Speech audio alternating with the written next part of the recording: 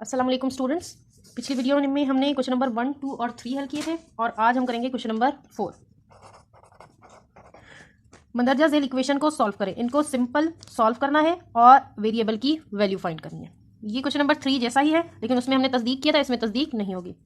Part 1 है हमारे पास 6.5b minus 20.6 equal to 34। Variable को अलग करना है।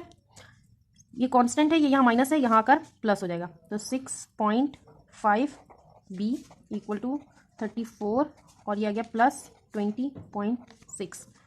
34 में पॉइंट हमेशा लास्ट में होता है, जमा कर लेंगे 20.6। पॉइंट के बाद कुछ नहीं है, यानी यहाँ पे क्या है, 0 है।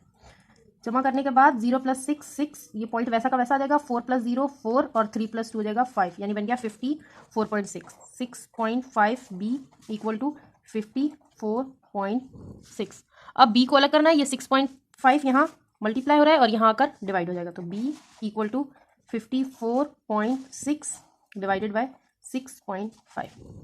अब डिवाइड कर देंगे, लेकिन डिवीजन पॉइंट के साथ थोड़ी मुश्किल होगी। पॉइंट हटाने के लिए पॉइंट के बाद एक नंबर है, हम मल्टीप्लाई कर देंगे, मल्टीप्लाई और डिवाइड कर देंगे 10 से। ठीक है, जब हम मल्टीप्लाई और डिवाइड कर देंगे 10 से तो ये पॉइंट हमारे पास खत्म हो जाएंगे। तो ये बन जाएगा 54 6 और 65। अब इन्हें डिवाइड कर लेते हैं। 5 4 6 को 65 से। अब 65 के टेबल में 8 आता है 5 20। तो हम माइनस करने के बाद हमारे पास बच जाएंगे ये कुछ 6 और 2 26। पॉइंट लगाएंगे, 0 उतारेंगे। 65 4 260, यानी हमारे पास जवाब क्या आ गया, 8.4। b equal to 8.4। Part 2 a/4 + 2 equal to 3। अब इसके नीचे 2 के नीचे कुछ भी नहीं है, मतलब 1 है। ये हमारे पास दो फ्रैक्शन है और फ्रैक्शन के दरमियान प्लस का साइन है, यानी यहाँ क्या होगा, एलसीएम। नीचे वाले नंबर को आपस में मल्टीप्लाई करवा लेंगे, इस नंबर को इस साइड में, इस नंबर को इस साइड में। ठीक है, ये सिंपलेस्ट तरीका है एलसीएम लेने का। 4 1 a 1 a plus 4 2 8 equal to 3। अब ये 4 यहाँ डिवाइड हो रहा है, यहाँ के मल्टीप्लाई हो जाएगा। तो ये बन जाएगा a + 8 equal to 3 multiply by 4। Multiply कर लेंगे इन दोनों को, 3 4 12। a को अलग कर लेंगे, ये यहाँ प्लस हो रहा है, यहाँ आकर माइनस हो जाएगा। तो a इक्वल टू 12 - 8, यानी a हमारे पास आ जाएगा 12 - 8 4 के बराबर। अब नंबर 4 है हमारे पास f - 10/4 इक्वल टू 5। अब ये 4 यहाँ डिवाइड हो रहा है, यहाँ आकर मल्टीप्लाई हो जाएगा। तो ये f - 10 equal to 5 multiply by 4 बन जाएगा। सिंपल वे है ये। तो f - 10 इक्वल टू 5 4 20। अब f मालूम करने के लिए f को अलग करना पड़ेगा, लेकिन ये कांस्टेंट यहाँ पर मौजूद है, जिसको इक्वल टू के उस साइड ले जाना है। ये माइनस है, यहाँ आकर प्लस हो जाएगा। तो f इक्वल टू 20 माइनस नहीं, अब ये आके हो गया प्लस 10। तो f इक्वल टू हो जाएगा 30। ठीक है, फिर हमारे पास 10t + 6/8 इक्वल टू 4। ये भी पिछले क्वेश्चन जैसा ही है। ये 8 यहाँ पे डिवाइड हो रहा है, यहाँ आकर मल्टीप्लाई हो जाएगा। तो ये हो जाएगा 10t + 6 इक्वल टू 2 × 8, यानी t + 6 इक्वल टू 2 8 16। अब ये कांस्टेंट है यहाँ पे प्लस का, इधर आकर माइनस का हो जाएगा। तो 10t equal to 16 - 6, 10t equal to 16 - 6 equal to 10। 16 में से 6 गए 10 बजे। अब t को अलग करने के लिए इस 10 को इधर ले जाना होगा, ये मल्टीप्लाई हो रहा है, यहाँ का डिवाइड हो जाएगा। तो t इक्वल टू 10/10 हो जाएगा। तो 10 1 10, 10 1 10, तो t हमारे पास आ गया 1 के इक्वल।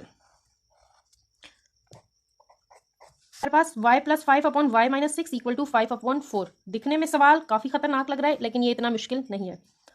इस सवाल में क्या होगा, क्रॉस मल्टीप्लीकेशन होगी, यानी ये पूरा नंबर इक्वल टू के इस साइड चला जाएगा, डिवाइड हो रहा है, यहाँ कर मल्टीप्लाई हो जाएगा। ये नंबर 4 यहाँ डिवाइड हो रहा है, यहाँ कर मल्टीप्लाई हो जाएगा।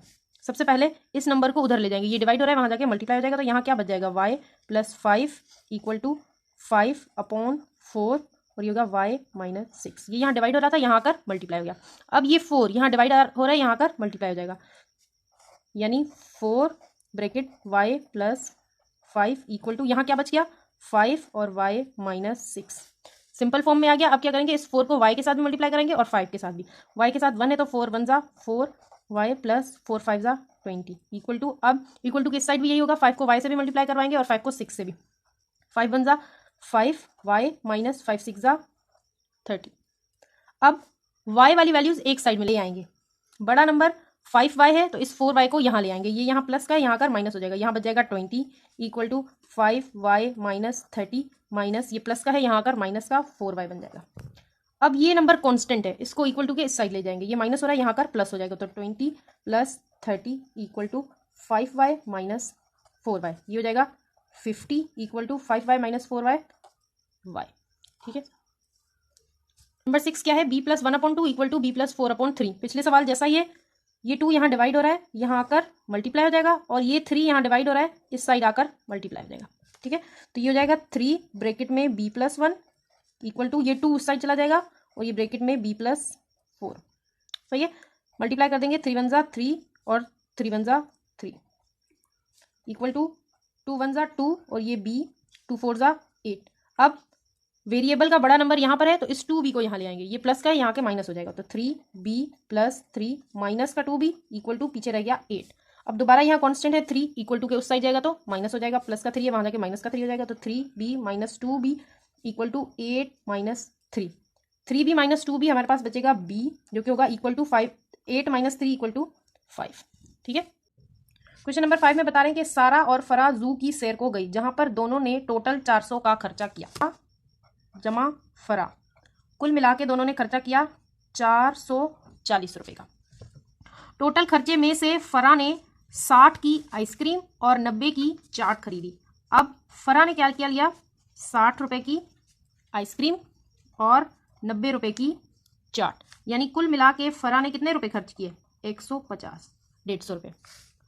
बताइए कि सारा ने कितने रुपए खर्च किए। अपना आंसर एक अलजेब्रिक इक्वेशन में सॉल्व करके मालूम करें, यानी अलजेब्रिक इक्वेशन यानी इसमें एक वेरिएबल होना चाहिए। अब सबसे पहली वाली इक्वेशन देखते हैं जो हमने बनाई थी कि सारा और फरा ने मिलकर 4400 रुपए खर्च किए, जिसमें से फरा ने कितने खर्च किए, 150 रुपए, तो एफ की जगह हम 150 पुट कर सकते हैं। अगर आप लिखना चाहें लाइन के एस प्लस, अब एफ की जगह क्या आ जाएगा 150 और इक्वल टू 4440।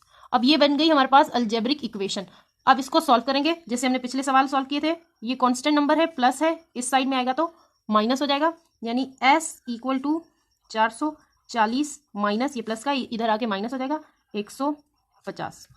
440 में से 150 माइनस कर लेंगे तो हमारे पास बचेगा, 0 में से 0 गया 0, 14 में से 5 गए बचे 9 और 3 में से 1 गए बचे 2, यानी s हमारे पास इक्वल हो जाएगा 290 के। आखिर में आप अगर लिखना चाहें तो लाइन लिख लीजिएगा, किसी नंबर और 10 के सम को 5 से मल्टीप्लाई किया, किसी नंबर, अब वो कोई नंबर हमें मालूम नहीं है, लेट करेंगे, खुद से एज्यूम करेंगे कि वो क्या नंबर है, हम रख लेते हैं x, वो नंबर हमें मालूम नहीं है। किसी नंबर और 10 के सम को 5 से मल्टीप्लाई किया, सबसे पहले हम मालूम करेंगे सम किसका, x यानी किसी नंबर और 10 का। अब इनको क्या करेंगे, मल्टीप्लाई करेंगे, मल्टीप्लाई किया 5 से तो ये कुछ हमारे पास बन जाएगा। अब इन दोनों को मल्टीप्लाई 5 करना है तो 5 और ब्रैकेट में लिख लेंगे x प्लस 10। तो आंसर इसी नंबर के, अब आंसर आता है इक्वल टू के बाद, तो यहां पर हम पुट कर देंगे इक्वल टू। आंसर क्या आया, तो आंसर इसी नंबर के 4 टाइम, इसी नंबर का मकसद यहीं पर है x जो हमें मालूम नहीं है, उसी नंबर का क्या हो गया 4 टाइम हो गया, यानी 4 मरतबा x, तो लिख लेंगे 4x उसी नंबर का 4 टाइम, और 53 के सम के इक्वल 4x प्लस 53 के इक्वल। ठीक है, अब ये नंबर मालूम करना है यानी x मालूम करना है, लिख लेंगे 5x plus 10 equal to 4x plus 53। Simplify कर लेंगे, 5 1 जा 5 और ये x, 5 10 जा 50 इक्वल टू 4x प्लस 53। इस 4x को इक्वल टू के इस साइड लाएंगे, ये प्लस हो रहा है यहाँ के माइनस हो जाएगा, तो 5x प्लस 50 और ये आ गया माइनस 4x इक्वल टू 53। अब ये कांस्टेंट नंबर है प्लस का, इधर जाके हो जाएगा माइनस का, तो 5x minus 4x equal to 53 पहले से मौजूद था, अब ये माइनस का 50 और आ गया, यहाँ बच जाएगा सिर्फ x जो कि बराबर हो जाएगा 3 के, और ये है हमारे पास जवाब कि वो नंबर है 3। 7 क्वेश्चन नंबर 7 में कह रहे हैं कि एक ट्राइंगल बना लेते हैं हम डायग्राम अपनी आसानी के लिए, कि एक ट्राइंगल है, एक ट्राइंगल के दूसरे एंगल की मेजरमेंट पहले एंगल के मेजरमेंट का 2 टाइम है। एक ट्राइंगल है जिसका जो पहला एंगल है वो उसके दूसरे एंगल, ठीक है, ये पहला एंगल है और ये दूसरा एंगल है, उसके 2 टाइम है, यानी हमें दोनों नहीं मालूम, तो हम खुद से लिख लेंगे अगर ये क्या है x, वो 2 टाइम है तो वो क्या हो जाएगा 2x। जबकि तीसरे एंगल की मेजरमेंट पहले एंगल के मेजरमेंट का 3 टाइम है, यानी अगर ये x है तो थर्ड एंगल क्या होगा x plus x plus x, यानी 3x। इन तीनों एंगल की मेजरमेंट मालूम करें। याद रखें कि ट्राइंगल में मौजूद एंगल्स की मेजरमेंट का सम 180 होता है। इसका मतलब यह है कि अगर हम इन तमाम को ऐड करेंगे तो वो किसके बराबर होगा 180 के बराबर। तो करके देख लेते हैं x plus 2x plus 3x। अब ये आ गए तमाम एंगल, अगर हम इन सबको ऐड कर देंगे तो हमारे पास जवाब आ जाएगा 180। अब इससे हम x की वैल्यू मालूम कर सकते हैं, यानी एक एंगल मालूम कर सकते हैं।